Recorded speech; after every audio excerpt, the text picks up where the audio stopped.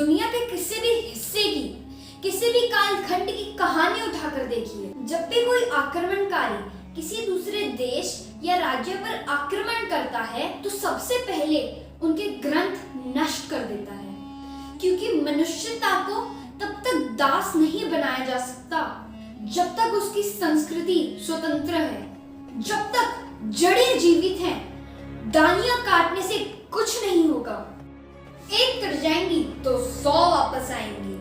Colonial powers ये बात अच्छी तरह समझते हैं, इसीलिए पहला हमला किताबों पर होता है।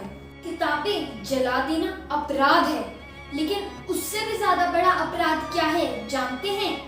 किताबों में कुछ अशोभनीय और कुछ असत्य से भरे हुए पन्ने, कुछ प्रसंग जोड़कर उनकी पवित्रता को खंडित कर देना। श्री वाल्मीकि रामायण के साथ भी षड्यंत्र हुआ है।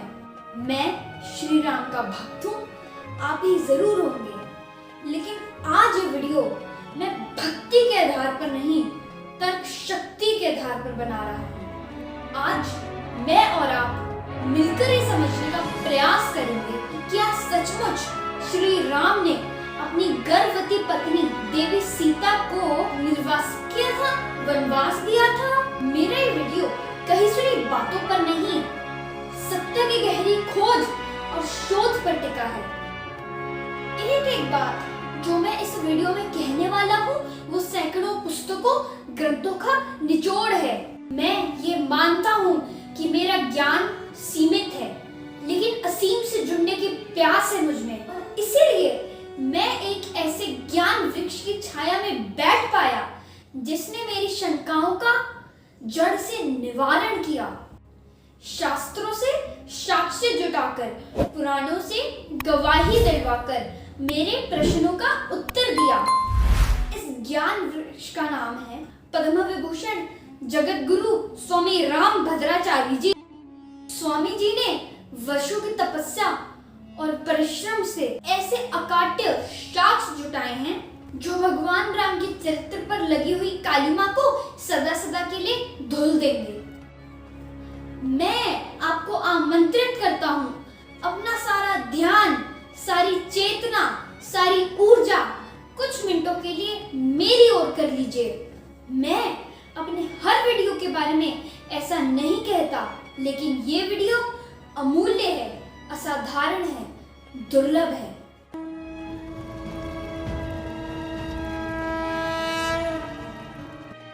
प्रचलित कथा ये है कि श्री राम ने रावण को मार दिया, वो अयोध्या लौटे और उनका राज्य अभिषेक हुआ। फिर एक दिन एक धोबी उनके राज दरबार में आया। वो अपनी पत्नी को त्यागने पर तुला था।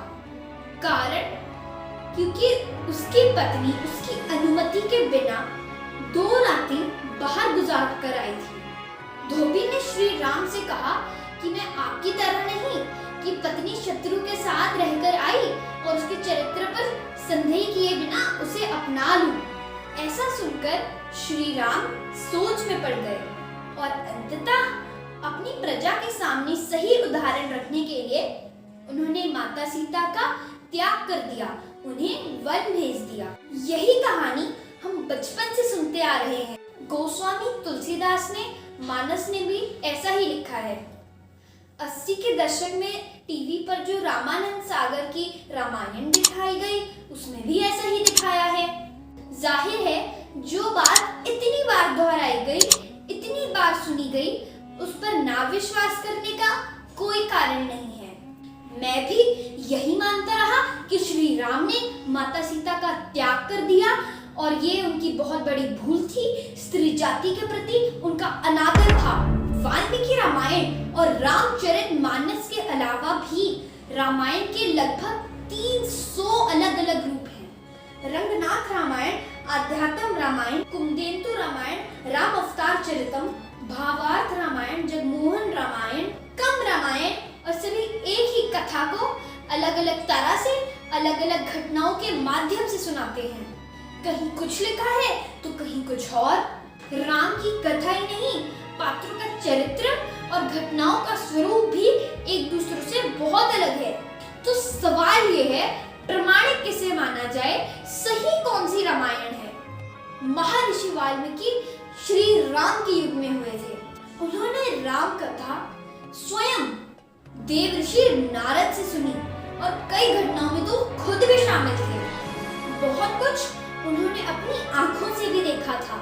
रामायण का वो रूप जो ऋषि वाल्मीकि ने लिखा, वही प्रत्यक्षदर्शी है, वही सत्य है और इसमें किसी को कोई संदेह नहीं होना चाहिए। अब आते हैं सीता परित्याग की कथा पर।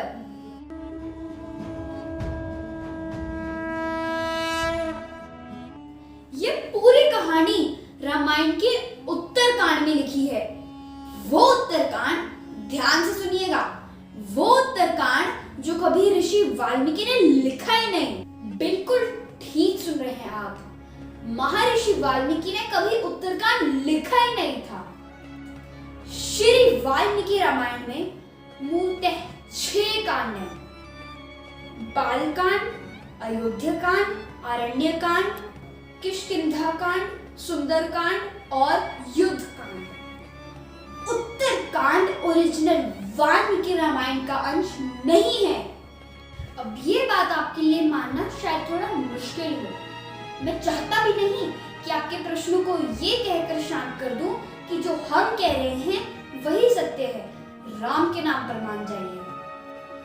बिल्कुल नहीं। हमारी संस्कृति में जिज्ञासा का सम्मान सिखाया जाता है, तर्क दिए जाते हैं, शास्त्रार्थ होते हैं।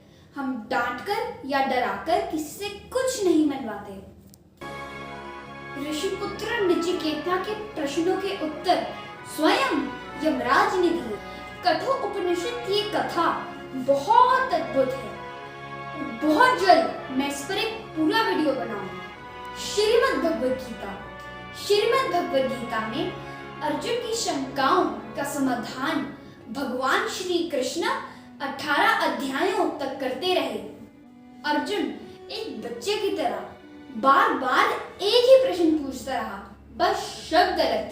लेकिन कृष्ण पूरे धैर्य के साथ अर्जुन के प्रश्नों का उत्तर देते रहे जब तक उसकी शंकाओं का समाधान नहीं निकला।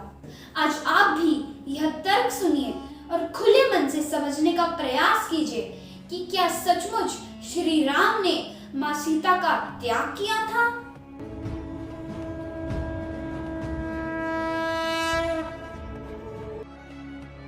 आपने अंग्रेजी के नॉवेल्स पढ़े होंगे। अक्सर वो समाप्त कैसे होते हैं? And they lived happily ever after. वो खुशी खुशी एक दूसरे के साथ रहने लगे। इसके बाद कहने के लिए कोई कहानी नहीं बचती। वाल्मीकि रामायण के युद्ध कांड का 128वां सर्ग कहता है, श्री राम राजा बन गए, विभीषण लंका चले गए, सुग्रीव किष्किंधा लौट गए, भरत सेनापति नियुक्त हो गए। और इसके बाद श्लोक संख्या 95 से लेकर 106 तक हैप्पीली एवर आफ्टर का वर्णन है। कैसे श्री राम और सीता खुशी खुशी साथ रहकर अयोध्या पर राज करने लगे। श्लोक संख्या 106 के बाद क्या है? फलश्रुति। अब फलश्रुति क्या है? प्रथम वेद ऋग्वेद से लेकर जितने भी आस्तिक ग्रंथ रचे गए हैं, उनके अंत में फलश्रुति लिखने की परंपरा है।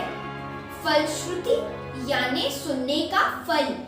ये कथा सुनने और सुनाने का क्या शुभ फल होगा? हनुमान चालीसा की फलश्रुति आपको जरूर याद होगी। जय जय जय हनुमान गोसाई, कृपा करो गुरुदेव के नाई। जो 7 बार पाठ कर कोई, छूट ही बंदी महासुख होई। जो यह पढ़े हनुमान चालीसा, हो यह सिद्धि साकी गौरी सा। यानी जो हनुमान चालीसा का पाठ करेगा, उसके दुख समाप्त हो जाएंगे और उसके सुख आरंभ हो जाएंगे। रामायण में भी श्लोक संख्या 107 से लेकर श्लोक संख्या 130 तक महर्षि वाल्मीकि ने फलश्रुति लिखी है। यानी औपचारिक रूप से रामायण की कथा समाप्त हुई। कुछ और लिखने के लिए शेष नहीं रहा। युद्ध कांड अंतिम सर्ग का 119वां श्लोक सुनिए। रामायण मिदं कृत्स्नं शृण्वतः पठतः सदा प्रीयते सत्यं रामः स हि विष्णु सनातनः। कृत्स्नं रामायणम यानी यही संपूर्ण रामायण है। ये आधा तिहाई नहीं है, संपूर्ण है, कंप्लीट, फुल स्टॉप, इति। आगे 121वें श्लोक में वाल्मीकि लिखते हैं, एवमेतत् पुरावृतमाख्यानं भद्रमस्तु वः प्रव्याहरत् विस्तृतं बलं विष्णा प्रबद्धताम्। यानी ये इतिहास संपन्न हुआ, इसे ऐसे ही गाया जाए और इसे पढ़ने और गाने वालों का कल्याण हो। ऐसा लिखकर वाल्मीकि राम की कथा को पूर्ण घोषित कर देते हैं। जब कथा पूर्ण हो गई तो अचानक उत्तर रामायण कहां से आ गया? साफ जाहिर है कि उत्तर कांड बाद में जोड़ा गया और वह पूरी तरह से काल्पनिक है। ऐसा क्यों किया गया ये मैं नहीं जानता, लेकिन इसमें राम और सनातन के विरुद्ध षड्यंत्र की गंध तो आती है। रामायण का उत्तरकांड पढ़ते हुए बार बार लगता है जानबूझकर राम को कलुषित करने का, उनकी छवि को बिगाड़ने का प्रयास किया जा रहा है। उत्तरकांड का एक श्लोक है, सीतामादाय हस्तेन मधु मैरकं शुचि पाययामास काकुत्स्थः शचीमिव पुरंद्रः। यानी भगवान राम सीता का हाथ पकड़कर उन्हें मधु पिला रहे हैं, मदिरा पिला रहे हैं। पूरी रामायण में कहीं भी श्री राम मदिरा पीते हुए नहीं पाए गए और अचानक उत्तरकांड में वे सीता को मदिरा पिला रहे हैं। क्या ये विश्वास करने योग्य है? ये श्लोक 42वें सर्ग से है। इसी सर्ग में आगे लिखा गया है, मनोभिरामा रामास्ता रामो रमयता वरयामास धर्मात्मा नित्यं परम भूषिता। यानी श्री राम वारंगनाओं को, विषयाओं को प्रसन्न कर रहे हैं, उनका नृत्य देख रहे हैं। जो भगवान राम जीवन भर एक नारी व्रत धारण किए रहे, सीता के अलावा जिनके जीवन में किसी स्त्री की छाया तक नहीं मिलती, वो विषयाओं का नृत्य देख रहे हैं। राम के चरित्र पर ये लांछन नहीं तो और क्या है? और ये लांछन महर्षि वाल्मीकि क्यों लगाएंगे, जो राम को विष्णु से भी बड़ा मानते हैं, उन्हें महाविष्णु कहते हैं। युद्ध कांड में वाल्मीकि श्री राम को भ्रातृ सहित श्रीमान कहकर बुलाते हैं। यानी श्री कौन है? देवी सीता। वो हमेशा राम के साथ रही, तभी वो श्रीमान कहलाई। हमेशा श्री राम के साथ रही, ध्यान दीजिएगा। युद्ध कांड के 128वें सर्ग में वाल्मीकि साफ साफ लिखते हैं कि भगवान राम ने देवी सीता जी के साथ हजारों वर्षों तक अयोध्या पर राज किया और सैकड़ों अश्वमेध यज्ञ किए। राज्यं दशसहस्राणि प्राप्य वर्षाणि राघवः शताश्वमेघानाजन्ये शतश्वान् भूरिदक्षिणान्। हजारों वर्षों तक राम सीता के साथ रहे तो वनवास कब दिया। लेकिन ये तो सच है कि अग्नि परीक्षा माँ सीता ने दी थी, अयोध्या में नहीं, लंका में। सीता ने रावण वध के बाद अपने निष्कलंक सतीत्व का उदाहरण प्रस्तुत करने के लिए दी थी, ना कि राम के संदेह को दूर करने के लिए दी थी, क्योंकि राम को तो अपनी सीता पर कभी संदेह था ही नहीं। युद्ध कांड के 116वें सर्ग में सीता जी कहती हैं, यथा मे हृदयं नित्यं नापसरपति राघवा तथा लोकस्य साक्षी मां सर्वतः पातु पावकः। यदि मेरा हृदय एक क्षण के लिए भी श्री राम से अलग नहीं रहा तो संपूर्ण लोकों के साक्षी अग्निदेव मेरी रक्षा करे।